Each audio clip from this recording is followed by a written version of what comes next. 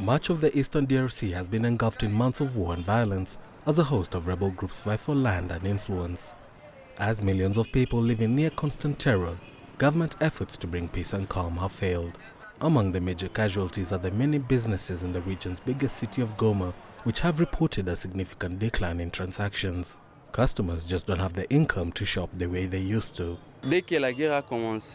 Since the war started, finding money has become difficult. There are no longer many activities to do to earn money, so we reduce our shopping.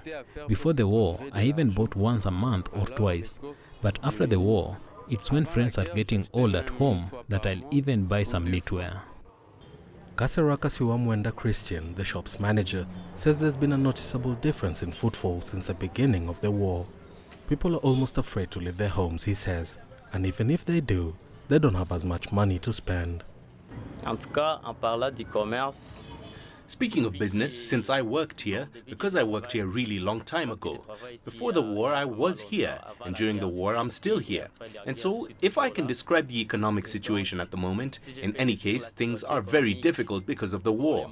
Because before, we even had customers who came from the interior, from Masisi, Rubaya, and elsewhere. But for the moment, they no longer come because there are blockages everywhere. The clothing store is empty with only 1 or 2 walk-in customers in a day. It is hardly enough to pay the overheads, never mind making money to feed his own family. Before we reached a daily income of $500 or even more. But today with the war, because there is more access to the inhabitants of the interior of the province, even making $200 becomes difficult. So we only live by the grace of God at times. Muholi Kabongi, an economic consultant in business strategy, says the instability is affecting inflation, leading to lower purchasing power, and that the government's efforts to support the population are insufficient. Speaking of purchasing power and population, beyond being a problem for the city of Goma, it is first and foremost a problem for the entire country, because the economic situation is in danger in all countries. There is the instability of the national currency, which means that the purchasing power of the population can fall, and the problem of overtaxation. I think it is bad political will on the part of our politicians, because we keep shouting that this war is a war for economic gains. Enoch says the government should declare a state of emergency. What you need to understand is that promising something is one thing, and delivering it is another.